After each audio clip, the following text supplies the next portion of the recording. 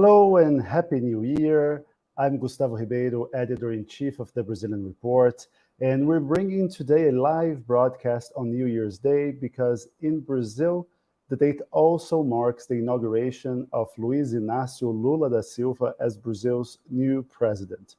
This live broadcast is a partnership between the Brazilian Report and the Wilson Center's Brazil Institute, and we are launching the Brazil 100 project to discuss the main challenges the Lula administration will face and its move in the first 100 days. And that 100-day mark is because in the political imaginary, the first 100 days are considered this critical moment to set the tone and direction for the rest of a head of state's term. And it is also that proverbial honeymoon period when the incoming president benefits from goodwill from both voters and Congress in order to enact its agenda.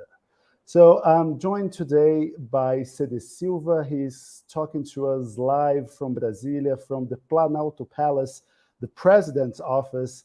And first of all, Happy New Year. You have been following the inauguration, and I'd like to start with you by asking, what's the atmosphere like in Brasilia City Center? Because in this past few days, we had a lot of security scares. On Christmas Eve, the police discovered a bomb planted near the Brasilia airport, and the perpetrator admitted that he wanted to create chaos in order to allow for a state of siege to be declared and to prevent Lula from taking office. And we have seen in the 2 months between the October 30th presidential runoff and today, Inauguration Day, a lot of acts of vandalism from far-right militants that wanted to urge the armed forces to stage a coup and prevent the peaceful transition of power. So that's a lost battle. Lula is officially the new president of Brazil. He has been for 3 hours now. So what has been like Brasilia on January the 1st? Hello, Gustavo. Good afternoon to you and to everyone a Happy New Year. If I could summarize the climate or the mood here at the Planalto Palace specifically, I cannot speak for Brasilia, but here at the Planalto Palace, I would say relief and retribution. Obviously, here at the Planalto Palace, most of the crowd is of Lula supporters and Workers' Party supporters, which outnumber the journalists vastly, and also foreign leaders. And what I have overheard them saying is a lot of relief expressions. When I was next to the ramp of Planalto Palace, where the new president and the vice president go up the ramp, which is a very symbolic moment in Brazil, I overheard Lula supporters saying, "Oh, somebody pinch me because I cannot believe this is real. I cannot believe this is not a dream, that this is finally happening." So a lot of comments with a tone of relief because Bolsonaro is finally out. Lula has now finally took office after a very lengthy, very violent, very long campaign with a runoff, with a longer runoff than usual, 4 weeks instead of 3 weeks, with a lot of debates. And so there's a big sigh of relief here among Lula supporters. And the other mood, which is very striking here, is retribution. You probably saw on TV that when Lula was addressing the crowd at the Three Branches Square, he mentioned the crimes and the malfeasances of the Bolsonaro administration. And the crowd here was chanting, "Anistia now, and not an amnesty," for the crimes and for the perpetrators of crimes and malfeasances and administrative dishonesty during the Bolsonaro administration. So a lot of the supporters, they are also waiting from the Lula administration and from the judicial branch that Bolsonaro and his cohorts be made responsible for their acts during the last 4 years. So taking that hint, that cue that you have laid down, Lula ran on a platform of unity and saying that he would bring a radical change to the polarizing presidency of Jair Bolsonaro. But I mean, did you think his remarks were that conciliatory? Because, like you said, The crowds were chanting "No amnesty" when he talked about pandemic-related crimes that would have happened by the hands of the Bolsonaro administration, and also Lula, during his address before a joint session of Congress, he bashed the outgoing administration from top to bottom, from all angles, and said that the Bolsonaro pandemic crimes would be investigated and punished. So, how did you reckon Lula's first words as Brazil's president, both to lawmakers and to his supporters in front of the presidential palace where you are? Well, as I understand it, Lula understands that national unity is not dependent on amnesty or is not dependent on you for forgetting and forgiving the crimes of the last administration, which is to mean that this unity applies to people that voted for Bolsonaro, but does not apply to Bolsonaro himself and to his closest leaders. So you can have a speech of national unity that does not include the criminals that mishandled the pandemic and which made Brazil one of the countries with the largest death rates of the pandemic. And What just I for a piece did of see, context, last year the Brazilian Senate held a hearings committee, a 6-month-long investigation on the Brazilian pandemic response, and recommended 81 indictments, including 9 counts against President Jair Bolsonaro, which included crimes against humanity. So I'm sorry I just cut you, but just yeah, to give that piece of context. yeah, but that is great, Gustavo, because it gives me the opportunity to remind that Prosecutor General Gustavo Aras, which was nominated and Augusto twice Aras. by Augusto, sorry, Prosecutor General Augusto Aras, which was nominated twice by President Jair Bolsonaro. He did not take any action on the Senate committee's select committee on the pandemic, and now that Bolsonaro is outgoing, he recommended, he petitioned the Supreme Court to strike down an amnesty that Bolsonaro tried to give to the police officer responsible for the Carandiru massacre. And Augusto Aras was present today at the joint session of Congress. So he's the guy that was very lenient with the Bolsonaro administration, and now he's trying to get very close to Lula.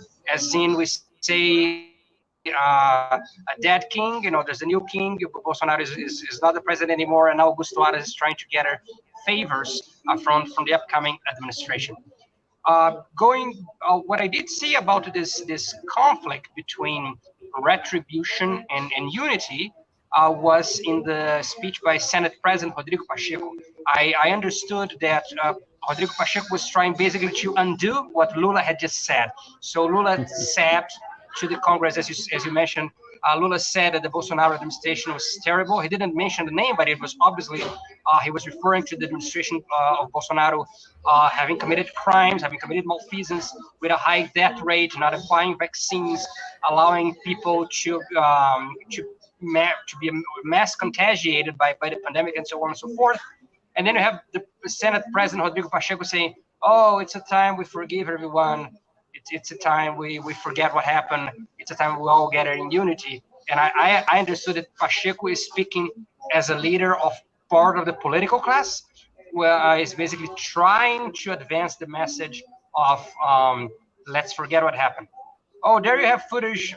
This is a video I took when President Lula was entering the Parlatorium. This is where President Lula addressed the people at Three Branches Square. So in Brazil, when there's a presidential inauguration, the president makes 2 speeches. He makes one speech in Congress, and he makes one speech to the people at that place we just showed you.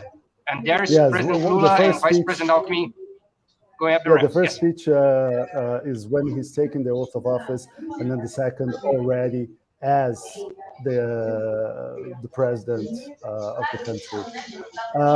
Today, thank you very much. We're coming back to you, but now I would like to introduce our 2 special guests. Like I said, this live broadcast is a partnership between the Brazilian Report and the Wilson Center's Brazil Institute. So I'd like to welcome Bruna Santos, Director at the Brazil Institute, and Luiza Duarte, a Global Fellow at the Wilson Center. Ladies, welcome and Happy New Year. Thank you, Gustavo. Thank you. And Happy New Year to all of you that are watching us, and to you and to Luisa, CD.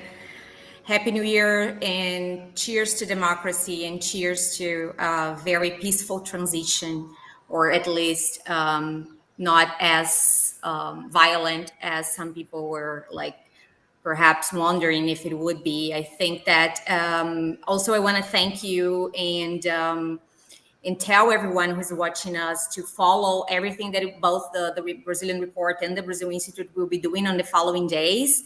The Brazil 100 project will interpret during this 100 days all these twists and turns and implications of what the country is facing, and how Lula is uniting and rebuilding this divided nation that he's now leading.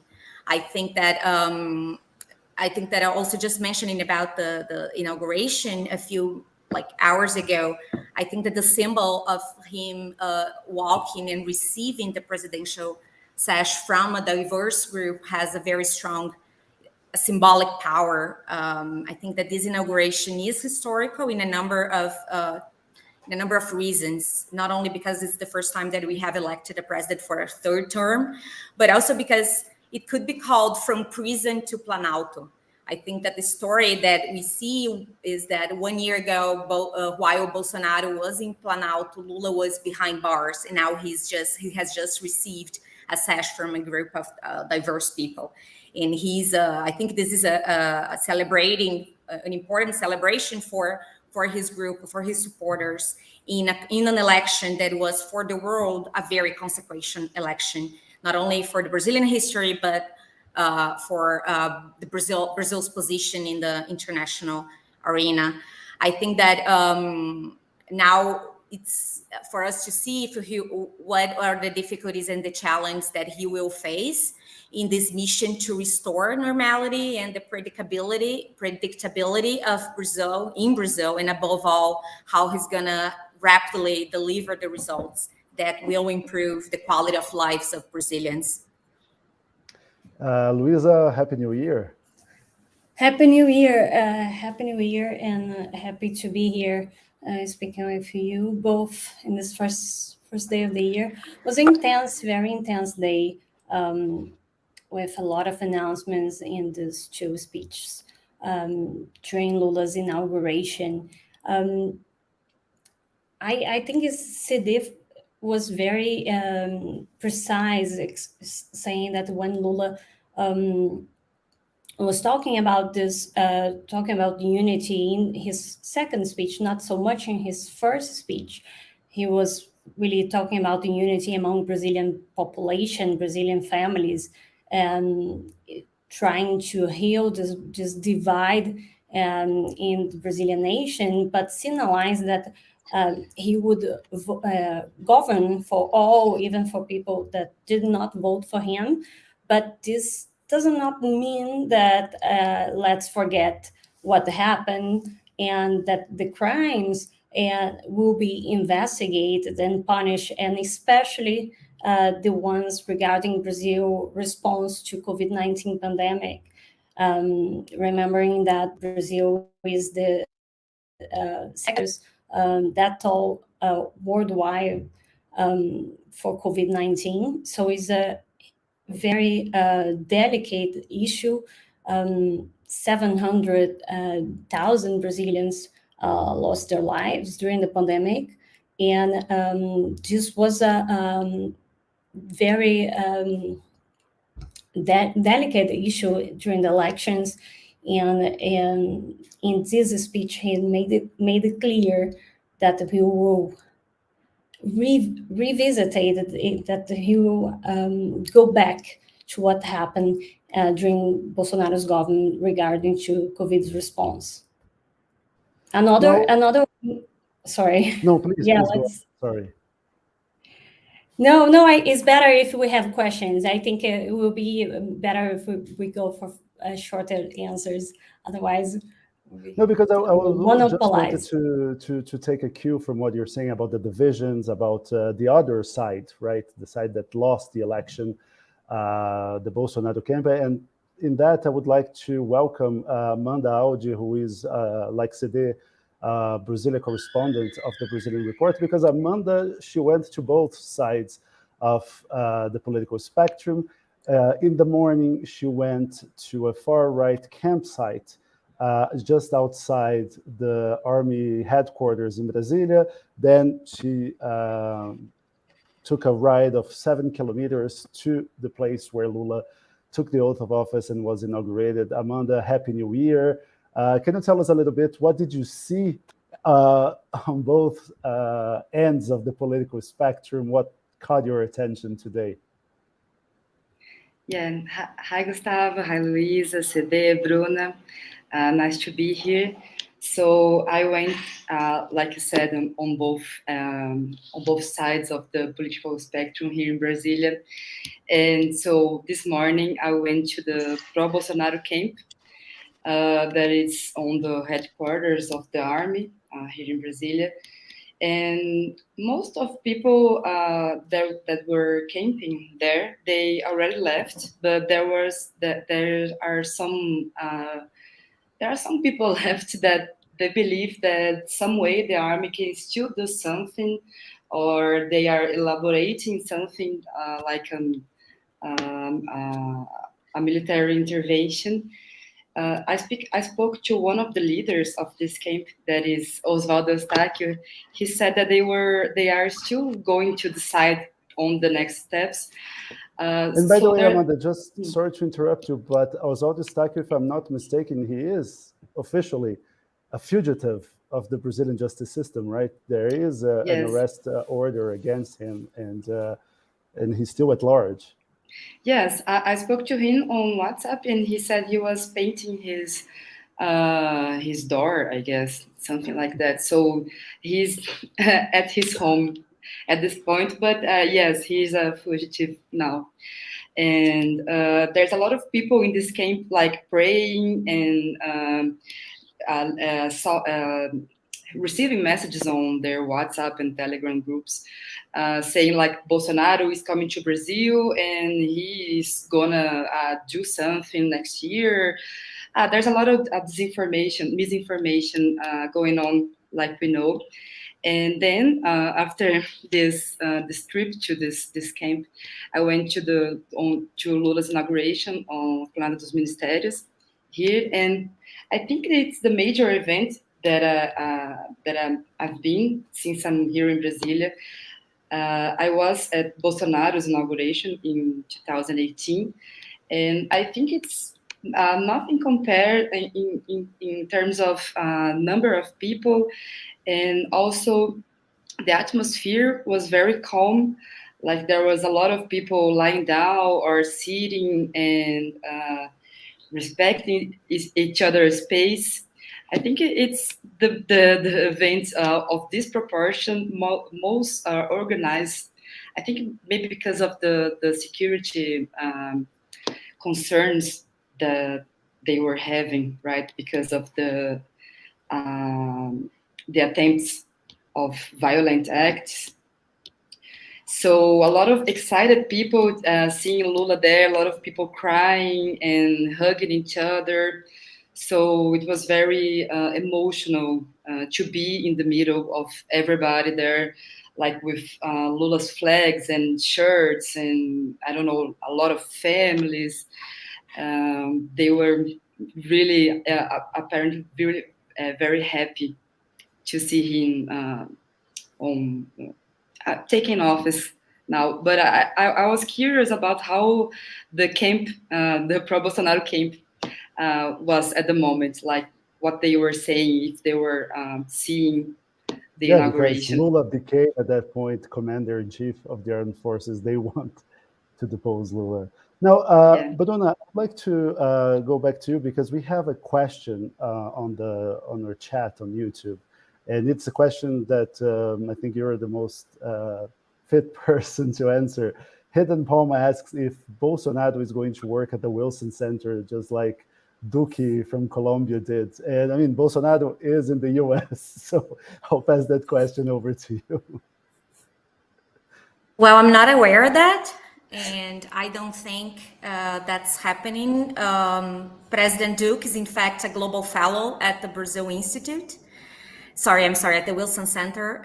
And as we have other leaders all over the world that have served as fellows, as people who are that took office, since we are an international think tank that is focused on public policy making. So of course, policymakers a lot of the time take part in our activities. However, former President Bolsonaro is not going to work in anything related to the Brazil Institute. I'm not aware of his participation at the Wilson Center, so I cannot reply for the whole center on behalf of them.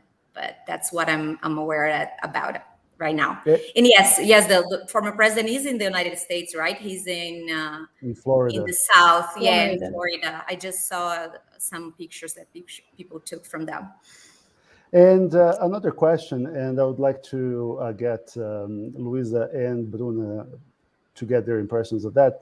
Paulo is asking, what are the main expectations in terms of economic policy making for the first 100 days of the Bolsonaro administration? Lula administration. I'm sorry, yes. Well, I'm not not the best fit to reply about the economical policy, but we had some indications today. He was really strong about reindustrialization, in reinforce domestic market, increase families' purchase power. He spoke about recycling the PAC, the Grow Acceleration Program, that was already in place before then disappeared. So it involved a lot of, also construction projects, infrastructure projects across Brazil. He spoke about the public banks, the role of public banks, especially BNDES and Petrobras, and saying that they will have foundation role in his economical policy. And Lula also spoke about reinvesting in research and technology, a sector that was very neglected during the past Bolsonaro government. So indicating that he will invest in develop Brazilian technology and reduce. He also spoke about reduced dependence in his strategic sectors. He mentioned that Brazil should be able to produce a certain number of products and services at home. He spoke about fertilizers, for example, that this should not be something that we are import, but something that we should be able to produce at home. So a lot of indications of the way, the path he's taking in his economical policy. But again, I'm not the economist. I'm not the economist in the group. You want to add to what Luisa was saying? Yes, I have a question for Luisa. Is one of the concrete measures that we have seen from the new administration, is that new Finance Minister Fernando Haddad has said that the new government will reveal the position of whether or not Brazil will join the OECD. What does it tell us about this administration's economic policy if Brazil decides not to join OECD? I think that this is a process that's long running, and being part of I will go to OCDE is involves a lot of requirements that are imposed by the institution, especially regarding transparency and fighting corruption measures.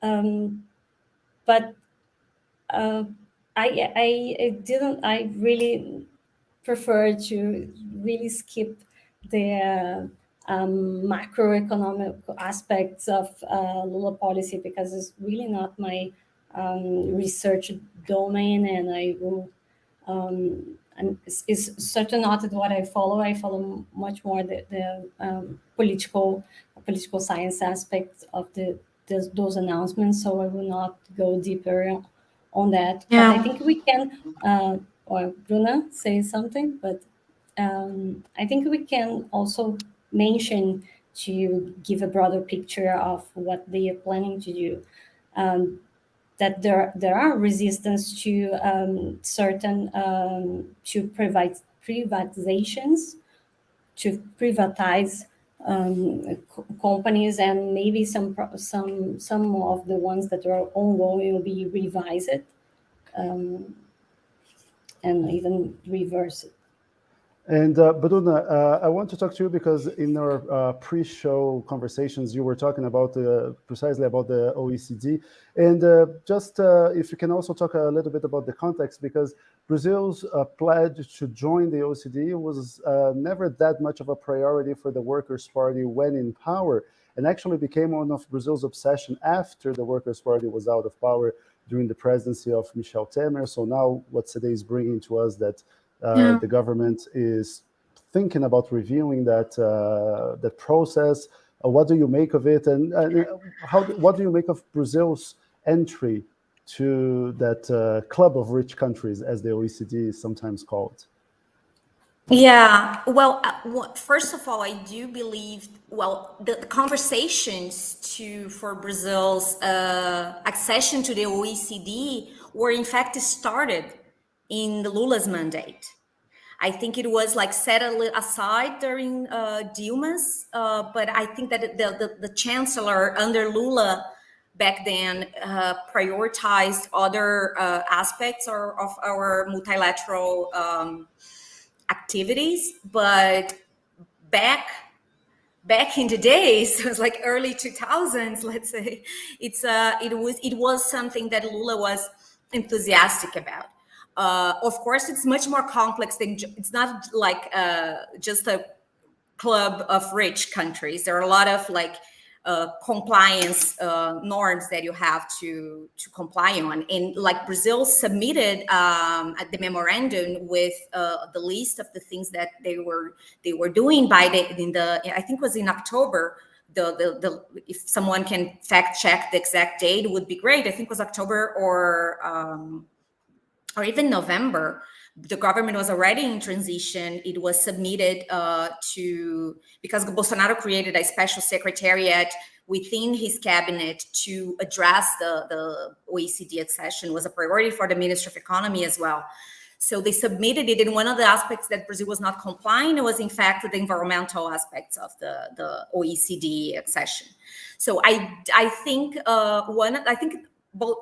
Haddad's message was like, okay, we are, it's Lula's decision and we are revisiting it. We are, of course, looking into it. It's not something that you can, as you know, transition in the last few days in transition, it's a sprint. So probably they didn't have time actually to look into it. I think that the message of Haddad was clear, that they are reevaluating it, and they, whether or not Brazil will continue to prioritize Brazil's accession to the OECD and the implications it may have in not only in like economic policies, but also in other aspects of our policymaking and regulatory aspects. So one thing I think is that I think that one position that we have to look at is the Itamaraty's position, the Minister of Foreign Relations position about it. And he was Mauro Vieira, who was appointed as the Minister of Foreign Relations. He was also coy about OECD. So I do believe that this is something that Lula will probably be defining in the following days. I hope personally that Brazil continues prioritizing it. I think there are important benefits to it, but we also know that there are also pragmatic decisions to be made in the following days. But I think Vieira, the new chancellor, is giving signals that Brazil is going back to a pragmatic approach on international affairs. It seems like Lula is willing to rebuild bridges, especially with our traditional partners, meaning the US, China, and the European Union, and to resume cooperation with Africa and Latin America. We saw a great number of African and Latin American leaders just greeting the president. So I think we are definitely in a new phase of Brazil's foreign policy, and it entails also how the PT government will evaluate the OECD accession. Just another thing to mention, following up on something that Luisa said about fertilizers. I think that this trend, I think there are a lot of trends that we saw in Lula's second speech, which is the one I was more focused on. One is this idea of building resilience of supply chains. I think that's something that the United States has been talking a lot about. How can we build a more resilient supply chain in different sectors? And I think that this was one of his messages. I think fertilizers is a little more complex than that. We should probably look more in depth in it, especially when it comes to the relationship between Brazil, US, and Canada. I think it is something extremely important to Brazil. But I also believe that every country in the world, especially in the Western world, is now looking at this topic of like, how can I build resilience to my most important supply chains, given all the impact that the COVID-19 and the zero COVID policies in China have had all over the continent. So that's my points on this. You mentioned Lula's willingness to rebuild bridges that have been burned over this past few years. And I think that's a good cue for us to talk about some of the challenges that Lula will take over, because this is, of course, not Lula's first rodeo, but I would dare to say that this might be his biggest challenge to date, because Lula used to say when he took over in 2003 that he had inherited a poor administration from Fernando Henrique Cardoso, and in my opinion, an unfair assessment, because Cardoso did do a lot of very important economic reforms, and Lula may now discover what a bad inheritance really is. We have seen the dismantlement of several structures in terms of vaccination, education, the environmental laws. So I would like to leave that question, and whoever wants to jump in. But there's very little cash available and a lot of challenges ahead.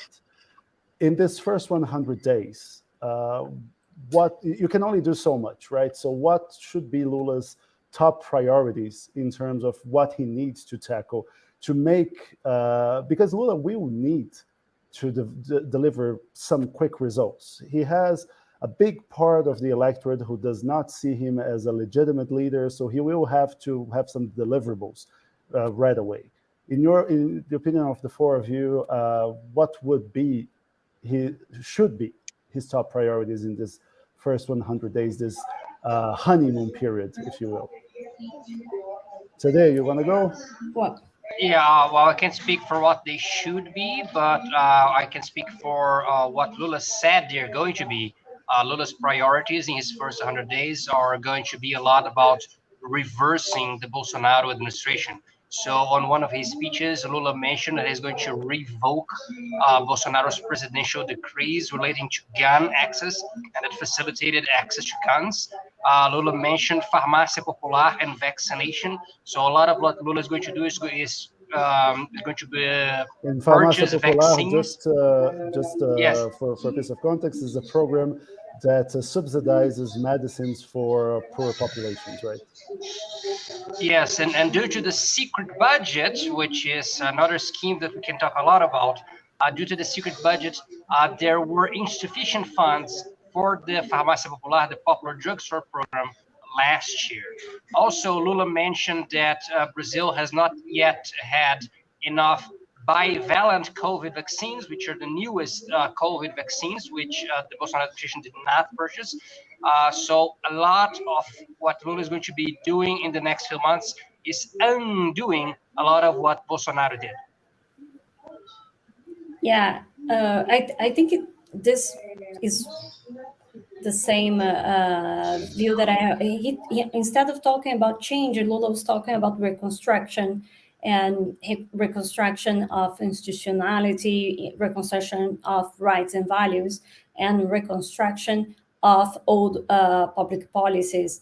So indeed, he mentioned a series of policies that will be recycled, including Bolsa Familia, including the racial quotas policy, or everything that involves Portal da Transparência, so measures to reinforce transparency and governability in his next government.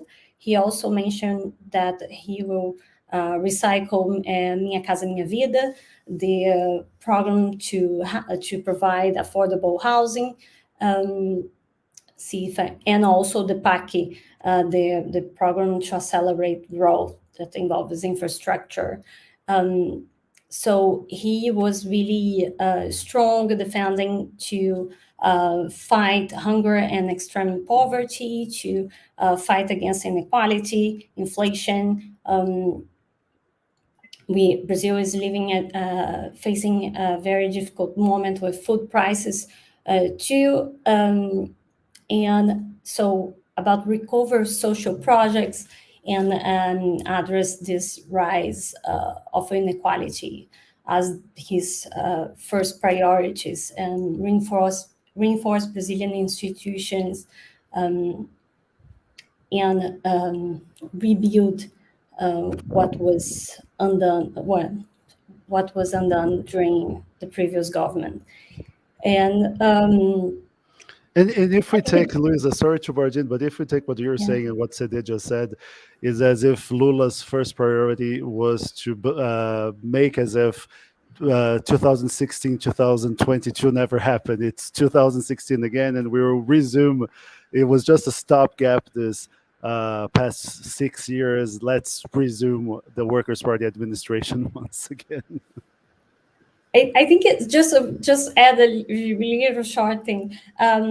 It's good to remember that this new pink tide, the other governments are experiencing very short honeymoons. It's 100 days. Yeah. So Chile was the faster one. So I think this is a big challenge for Lula in the coming 100 days. Yeah. Yeah, there is this saying in Brazil, we say, what year is today? But today is not 2016, Lula, let me tell you. It's a totally different world, a totally different economy. But just following up on a few things that you said, I think that he received a couple boosts from the Supreme Court and Congress. The fact that Bolsa Familia, the welfare program, is sitting outside the cap on public spending is a good thing for him, is an important asset for him. I think that the passage also of the legislation that has given more fiscal room for the government, even though it's not 2 years, it's 1 year, it's another boost for him. The fact that the Supreme Court ruled as illegal, unconstitutional, the secret budgeting also is a boost to him. I think he has good conditions, but the question that comes is, what's going to take place? What's going to substitute the secret budget? And that's one of the things that I think he played very well in terms of like being the political animal as he is, like a very good and skilled politician, building this cabinet that has like representatives from the big center, which is this group in Congress, since he does not have the majority in Congress. So I think that he brought together a broad group of ministries that has not only a combination of old school PT and the broad front that got him elected, but also a cabinet that accommodated other forces. So his priority probably is going to be how to handle all these forces within one government, where you see political dynasties in there, you see the big center, and how you're going to accommodate that. Now, the priority for him in terms of legislative agenda is for sure the tax reform. Tax reform, tax reform, tax reform. In the economy, they have to figure out what is the new anchor for Haddad. So Haddad will have to communicate that. And in terms of in the social policies, I think that honestly, I think that the Supreme Court and Congress has given like good boosts for Lula to get it done and to have achieved good results in the first months. The question is, who's paying the bill afterwards, and how he's gonna like sustain that over time, especially with this group within government, and Haddad in the finance minister being so strong in negotiating along with Simone Tebet, who is in the planning and budget ministry. So that's where the show is gonna get even nicer later on. Yes, and I just want to bring Amanda back to the discussion, because Amanda, you have been covering the transition cabinet very closely. You have talked to them almost every day. In your opinion, from what you have reported on, what are the signals in terms of the priorities for this administration? Not necessarily what, like Sede said, not necessarily what they should do, but what they will do, what they plan to do once everyone takes office. And this is going to happen in the following days with the second, third, fourth tier nominations for the ministries. Okay, so I think one of the main points of concern of the new government is the education. The transition government said that there was a lot of, I'm quoting the document here, they said that the education ministry and its authorities suffered institutional, budgetary, and regulatory setbacks in the last 4 years, with a lack of planning being observed and discontinuity of relevant policies. So today, Lula said in his inauguration speech that education budgets will be set up, and he pretends to invest in universities, in technical teaching, universal access to internet. I think education and giving access to university is one of his main flags of his previous governments, and I think it will be again a point of concern now. And he called the new education minister, Camilo Santana, who is a former governor of Ceará. And Camilo Santana called other authorities from the state, because Ceará has 87 of the 100 best schools in basic education. So there's a formula that is being done in the state that is focused on the basic education that is for children in early teens, in the until 14 years old, kind of this age. So basic education will be the focus. And since the pandemic, there's a record number of children and adolescents who dropped out of school or are lagging behind in education. So I think it's something that he can present something quickly. Of course, it's not something that it's gonna be. It's gonna have a big change so fast, but it's something that maybe he can show results. Yeah, and mark a difference between his administration and Bolsonaro's. Now, I want to go back to something that Bruna said about the secret budget, and because you cannot do much without congressional support. And we have seen in the 2022 elections an empowered and emboldened right wing. We saw a lot of pro-Bolsonaro candidates winning seats in the House and the Senate. Jair Bolsonaro's Liberal Party has the biggest bench in both congressional houses. And what we have observed over the 4 years of Bolsonaro is that the costs of governing have increased mightily. We have seen, so the secret budget is how the Brazilian press calls a system of budgetary grants. In Brazil, lawmakers have the right to budgetary grants as a way of removing the monopoly over the federal budget from the executive branch. And the secret budget is a very problematic tool because it's informal, it's off the record, and it has been used as a very institutionalized and explicit vote for cash system of relationship between the executive branch and the legislative branch. It has been considered unconstitutional by the Supreme Court. So, Luisa, I would like to ask you if you could begin this conversation about how Lula will manage this cost of governing and the relationship with Congress. He has, in the makeup of his cabinet, extended a lot of olive branches to conservative parties, even those who have said that they will not whip all their lawmakers into being in the government support base. So how do you see this relationship happening? Because Lula's first spell in government, we saw that his party's relationship with Congress was very problematic and was marked by scandal. How do you see the second go from him? I think we expected more resistance from the Congress than what we saw in the past weeks. I think that support for Bolsonaro government in the Congress was easily transferred, and Centrão was accommodated in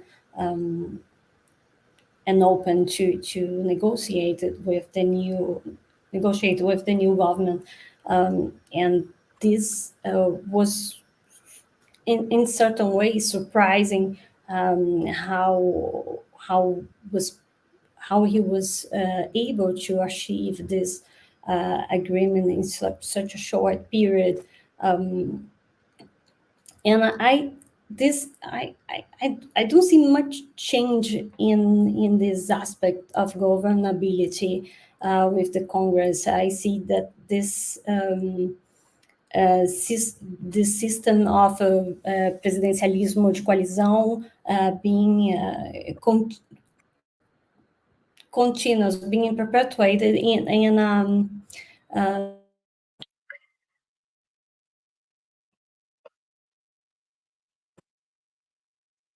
the secret budget was unconstitutional, but the new arrangement is not a solution either. So there's certain levels of secrecy that were kept.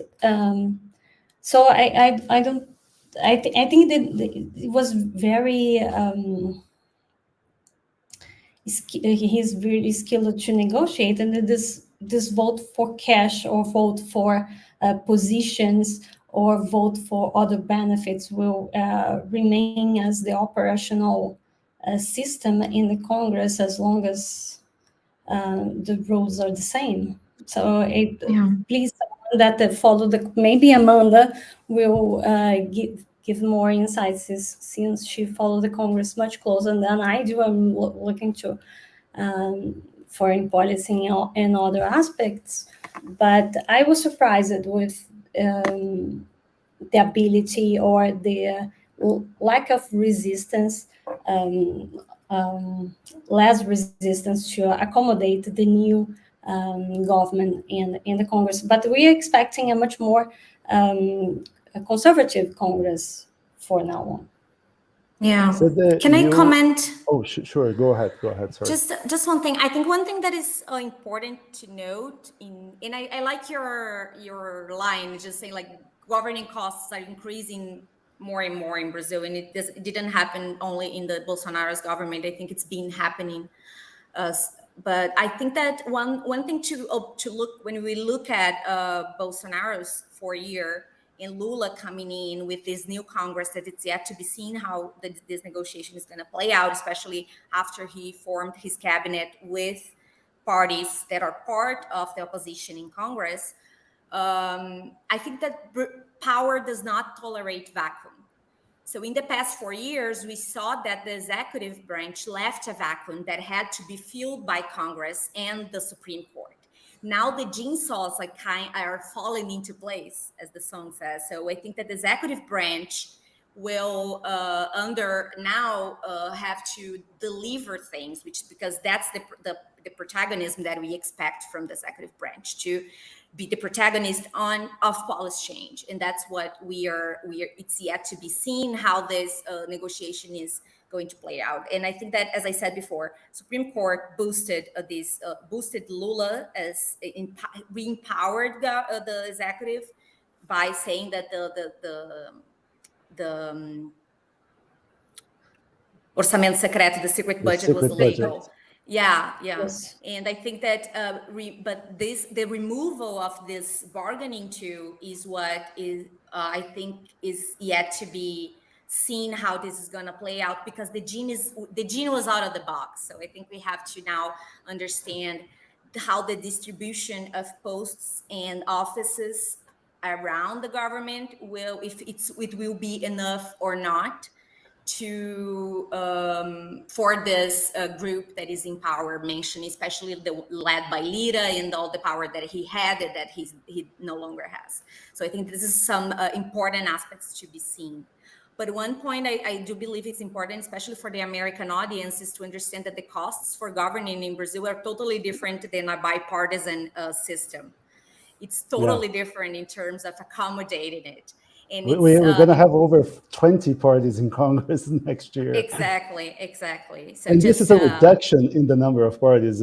The Brazilian party, albeit with over 20 parties there, it's getting less fragmented, which says a lot. And to get your cue, Bruna, I would like to ask Cede, because we're going to see, barring a cataclysmic event, we're going to see in February House Speaker Arthur Lira win another 2 years ahead of the lower house, and probably Rodrigo Pacheco winning another 2 years as the Senate president. And these two figures gained a lot of power during the Bolsonaro administration, because, like Bruna said, power does not tolerate vacuum. Bolsonaro waived a lot of his prerogatives for governing, and Congress became more and more powerful. Lula will try to be that massive figure in mainstream politics, but like Bruna said, is the how to put the genie back in the bottle.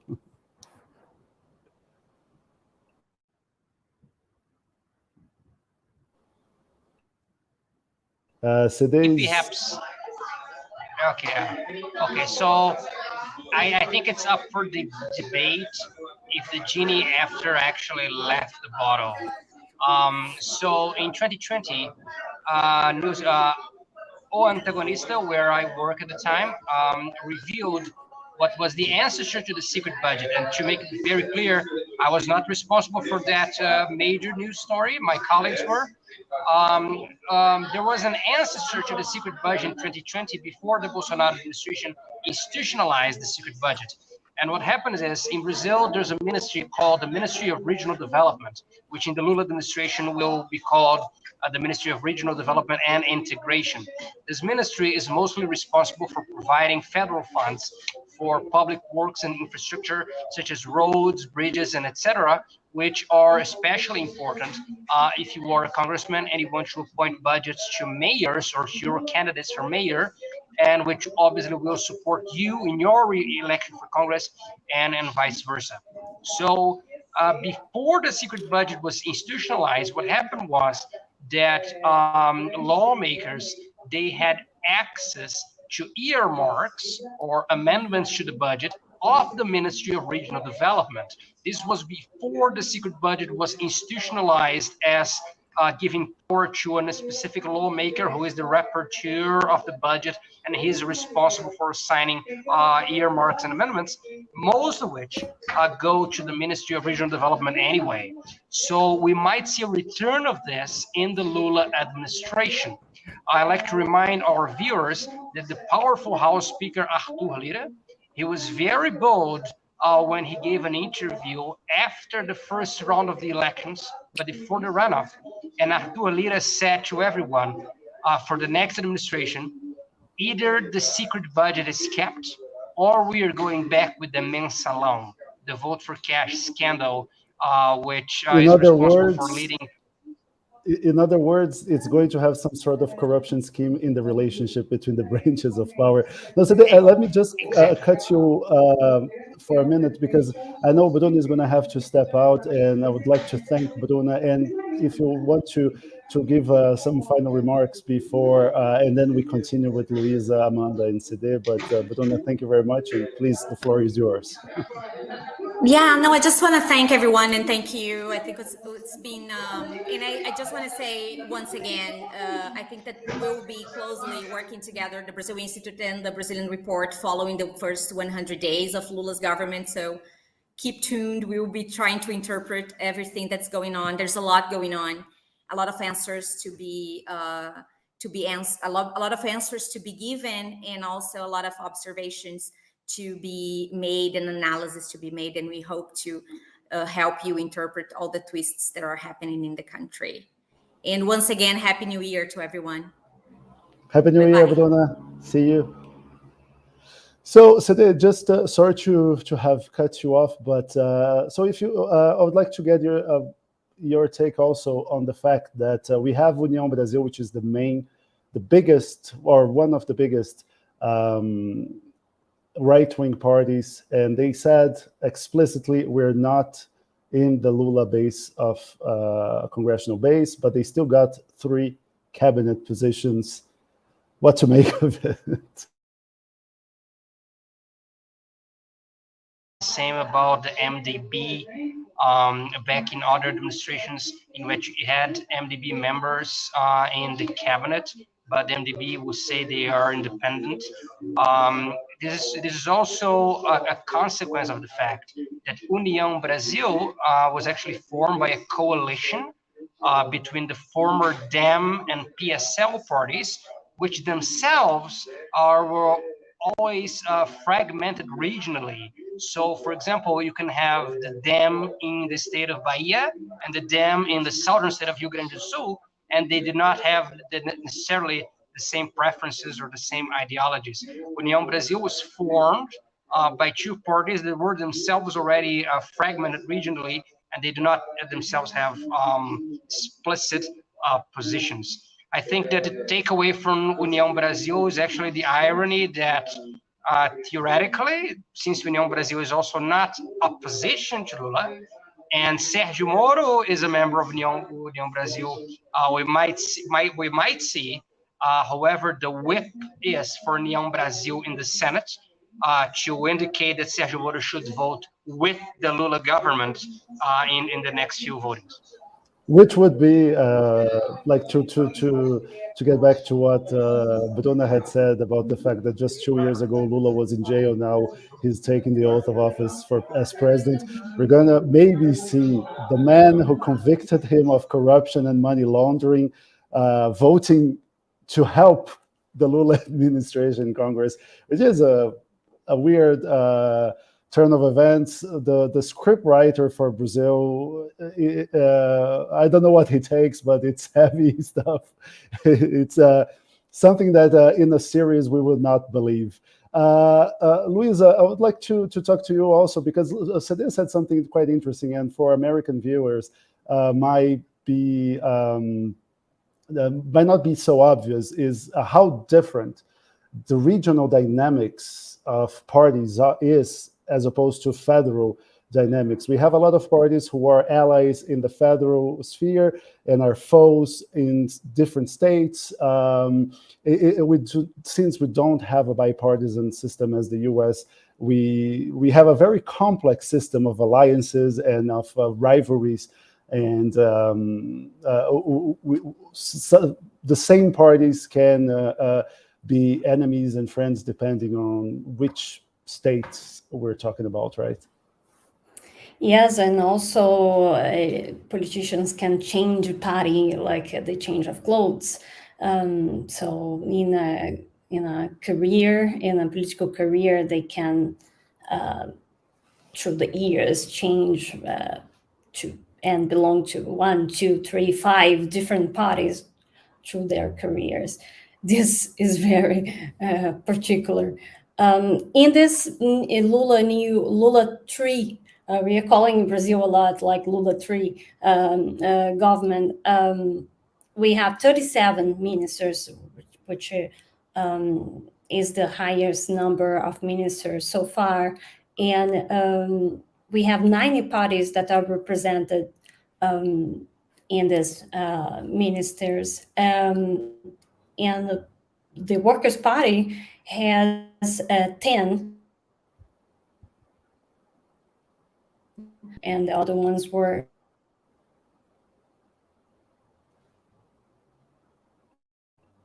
I think we lost Luiz a little bit.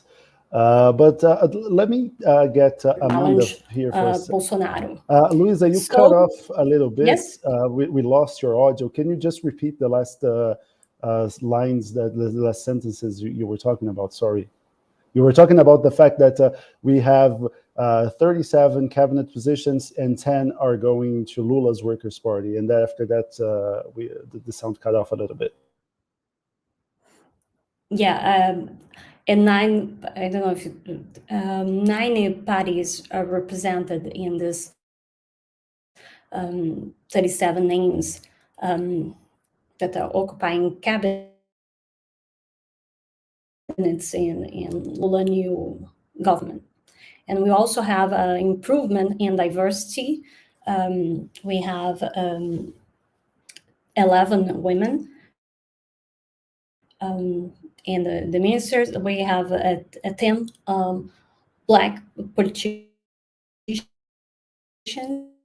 or leaders.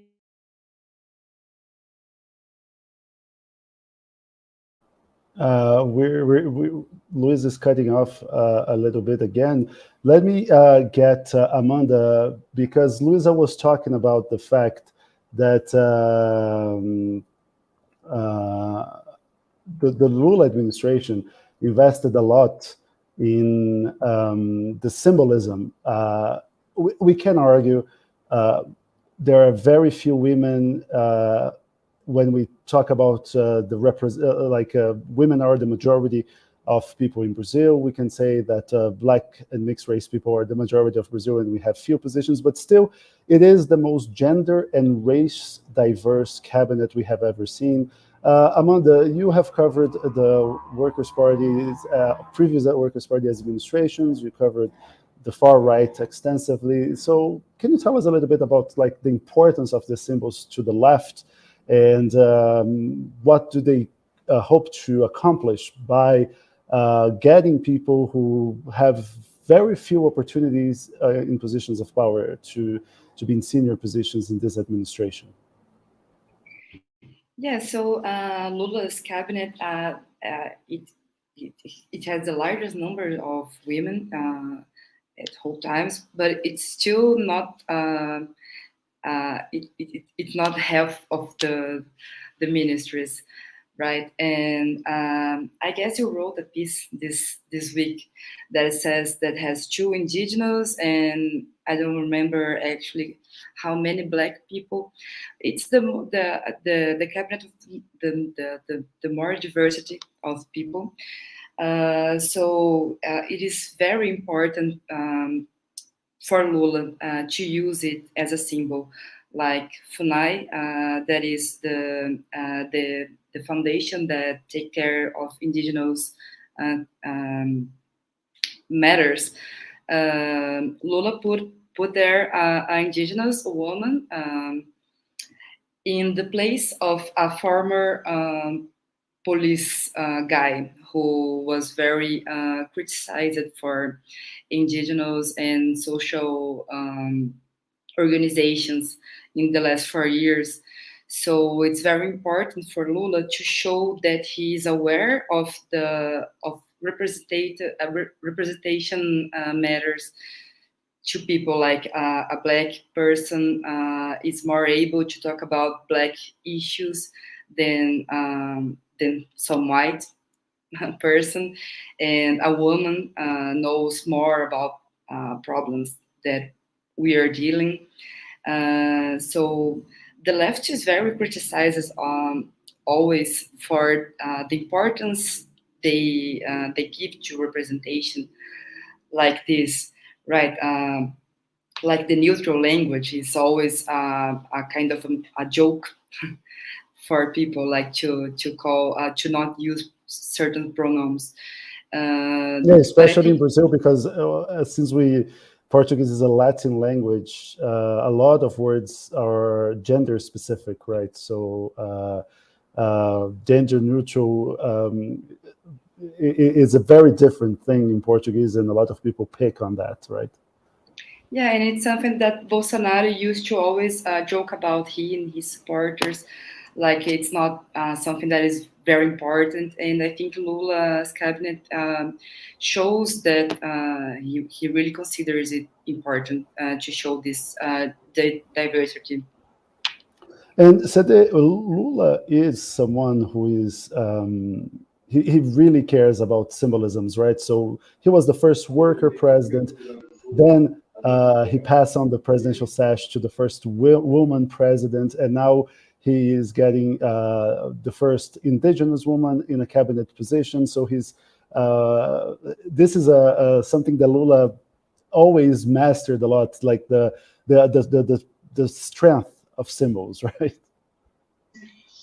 Yes, and those symbols, I think, most importantly, they indicate a lot about policy. Adding to what Amanda said, in both his speeches today, Lula justified the creation of the Indigenous People Ministry and the recreation of the Racial Equality Ministry. During the Bolsonaro administration, Bolsonaro and his allies, they talk a lot about how the left-wing's platforms are what they call me. They do not matter. They are not important. Which would be whining, right? Me would be translated as just whining. Yes, whining, precisely. It's a very conformist, some would say reactionary platform by both the Bolsonaro administration, in that these issues of representation, etc., they really do not matter. This is why FUNAI and a lot of people in the Environment Ministry and the agencies under the umbrella of the Environment Ministry were just police officers or former military. And this is also why Bolsonaro had, under his administration, the head of the Palmares Foundation, which, among other things, oversees the policy for the Quilombola communities, which are communities of former enslaved people that escaped from slavery during the colonization and the Brazilian Empire. He nominated a guy that had said that slavery was actually good for Black Brazilians. And Bolsonaro defied every time the simple idea or conception that the indigenous peoples or that Black people or that women need specific policies. And by recreating these ministries, Lula is not only sending a powerful symbol or powerful message, and not only appointing people from underserved and underprivileged communities to lead the respective ministries, but is always indicating a policy direction in that these policies actually matter. We actually need specific policies for these communities. And Lula was very specific, especially about indigenous people in his speech, when he mentioned that demarcating indigenous people's lands is important, and they are the gardeners of our environment and of our forests, whereas Bolsonaro specifically pledged before the 2018 election he would not demarcate a single square meter for indigenous people. And he supported the petition, which is currently being discussed at the Supreme Court, which would basically, right? He kept that promise. He kept that promise about not demarcating any extra inch of land for indigenous people. He also allowed and was very lenient with poachers invading indigenous lands and burning the forest and raising cattle in those lands. And Lula and Bolsonaro was also in favor of the petition, which is currently in discussion at the Supreme Court, which would basically make it very hard for any indigenous lands demarcated after 1988, after the 1988 Constitution, to be legally recognized. And this is also, Gustavo, one thing that is in the agenda. We talk about a lot about Congress and about the presidency, but there are still some very important issues at the agenda of the Supreme Court. And after they outlaw the secret budget, they still have to discuss one very important issue, which is the demarcation of indigenous lands after 1988. Here in Brazil, we call it the marco temporal, and this issue was not resolved. And we'll see how the Supreme which is Court basically, goes. today, if I may interrupt you, which is basically to decide whether an indigenous people has the right to a land, but depending on their historical connection with that piece of land, or if they had necessarily to be occupying that land on the day the Brazilian Constitution was signed and was enacted, which was on October the 5th, 1988. So, like you said, that would essentially strip most indigenous communities from any right to a piece of land. Now we are getting into the home stretch. And just to add Sorry. one thing, if you can stretch if you can stretch a little beyond the 100 days, should the Supreme Court take a long time still to discuss this issue? In his administration, Lula is going to indicate 2 new Supreme Court justices. Yeah. And so 11 justices, and he would get 2 nominations. One thing is interesting is that Lula's nominations did not necessarily vote according to Lula's interest in key issues, including, more notably, the Mensalão trial, which was the trial that sent to jail a lot top officials of the Workers' Party for a bribery scheme within Congress.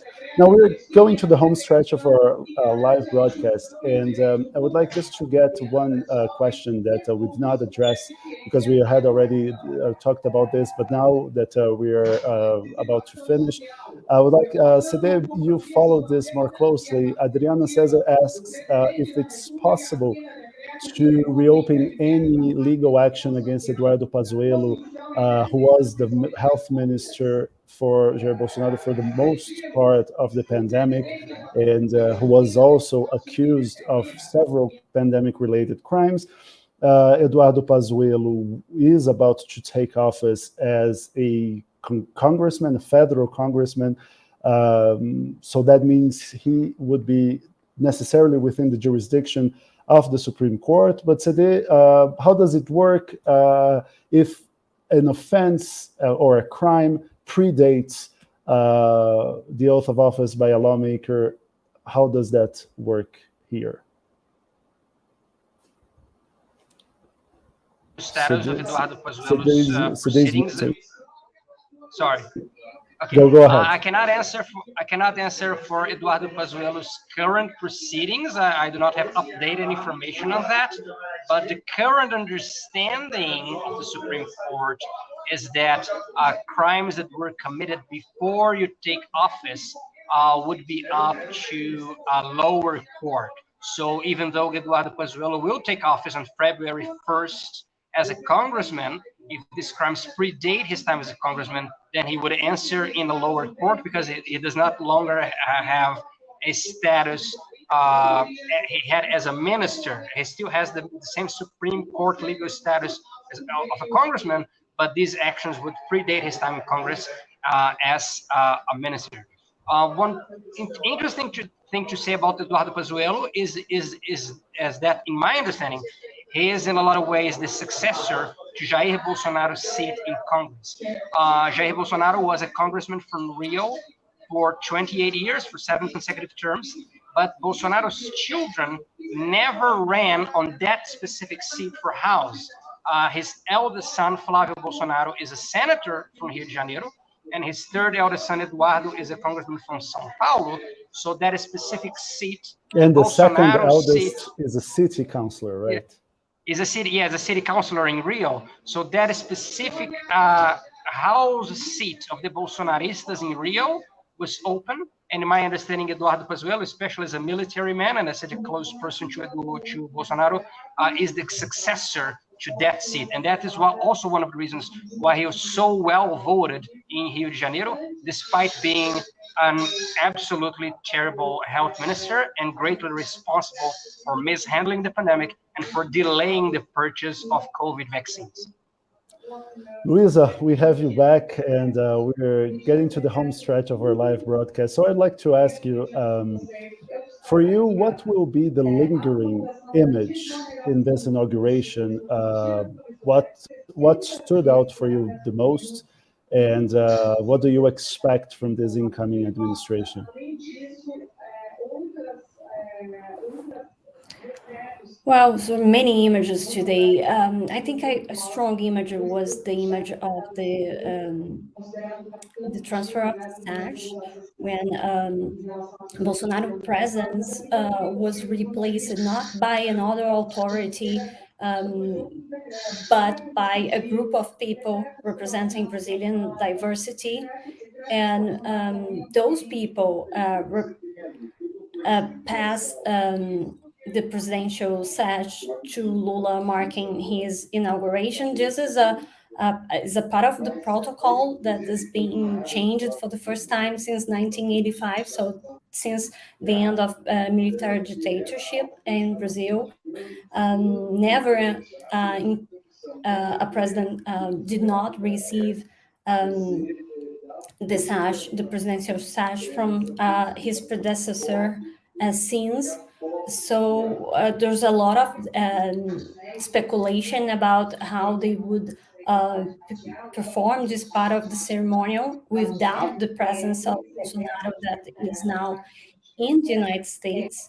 And the solution, the decision was to do this with a group of representatives of Brazilian population.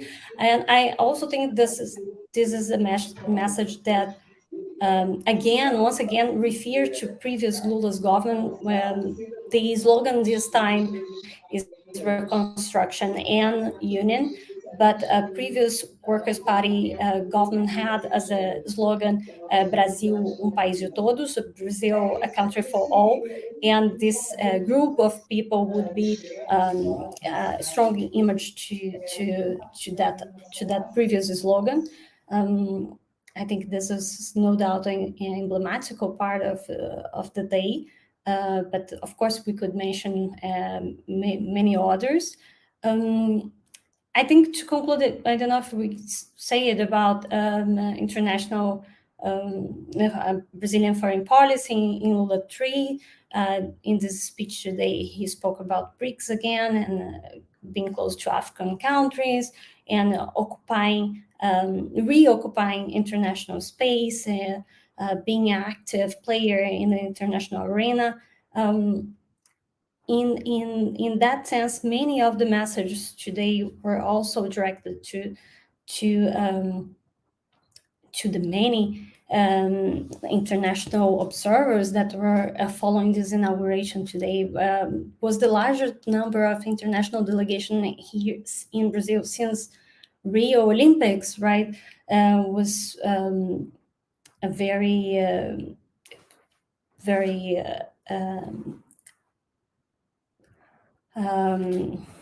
expected inauguration with a lot of reactions internationally. So I think we will need time to digest so many announcements that were made today, and so many messages, not only in image but in choices and in these speeches and indications that were given today that will shape not only this first 100 days, but the entire next government in Brazil.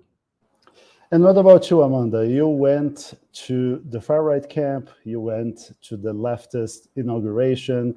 What will be the lingering image for you of January the 1st, 2023? Well, I think it's maybe the extreme image of both sides. Like I guess that if a Martian, someone from Mars or from the moon, came to Brazil today and went to the pro-Bolsonaro camp and then to Lula's inauguration, maybe this alien was gonna think that it's different countries, because it's very different points of view, different kinds of information people were passing each other. It's so explicitly different. Both these two words that it's very it's how do you say, salta aos olhos. Yeah, it's flabbergasting how different they view the same country, the same events, right? Yeah. And I was just seeing. I saw now that Lula signed his first decrees, and I think it complements something that Cede and Luisa and also Bruna and Gustavo already said today. So just to note here, he already signed the gun control decree today. And some of the secrecy. He, in his speech today, criticized a lot of secrecy decrees that Bolsonaro made during his term, and now he already signed his first one. There is now he's also swearing in his cabinet ministers, right, at this moment. Yes, exactly. So he's doing his first acts as president now. And what about you, Cede? You followed up close this inauguration from the crowds, from the Esplanade of Ministries. You were inside. You are still in the presidential palace.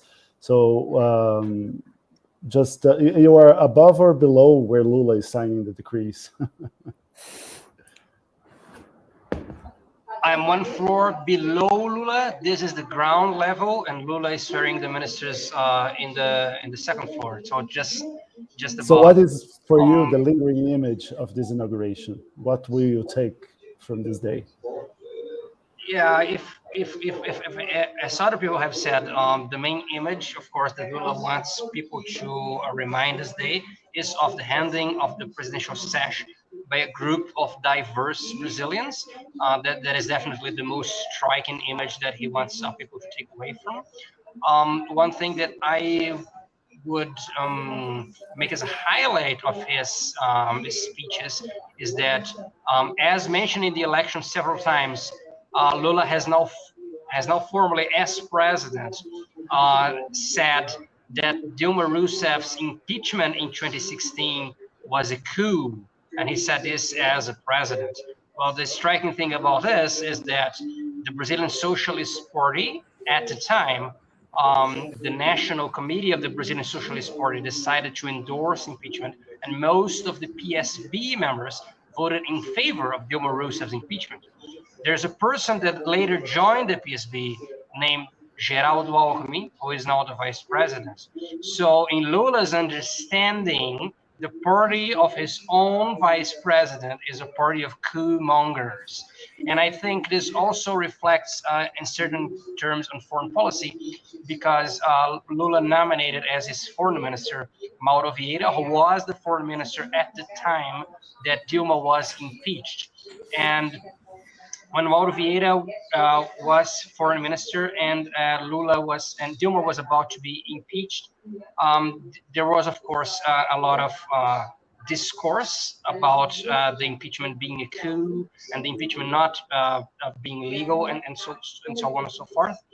And after Temer was already in power, Dilma was impeached, and Lula was about to be jailed, Celso Amorim, which was foreign minister under Lula, and some other people related to foreign policy in the Workers' Party, they orchestrated an international campaign that said that Lula was the target of so-called lawfare. And I remember that the Workers' Party handed out leaflets in different foreign languages, including in French, setting that Lula was the target of a chasse judiciaire, a judicial hunt, in order for him not to be nominated and so on and so forth. So I think that Lula returning to this talking point that Dilma suffered a coup and reinstating Mauro Vieira as a foreign minister is also indicative of a foreign policy with some leftist talking points, which are very dear to the Workers' Party.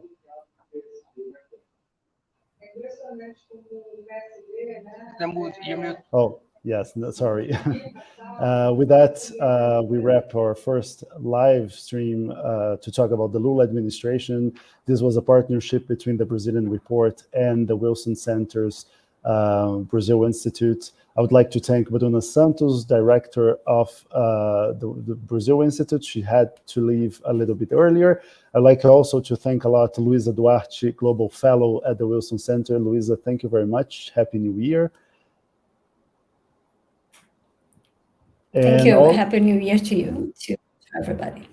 And also, I would like to thank Amanda Audi, Brasilia correspondent for the Brazilian Report, and CD Silva, Brasilia correspondent for the Brazilian Report. And CD, I know you're going to have to run to across the street and attend the event that Lula is throwing to foreign leaders at the Foreign Affairs Ministry. So I won't keep you from that. Thank you guys very much, and Happy New Year for everyone. Thanks for bearing with us, and please go to Brazilian.report for daily news on Brazil's politics and economics, and we wish you a Merry 2023. Bye-bye. Bye-bye, thank you.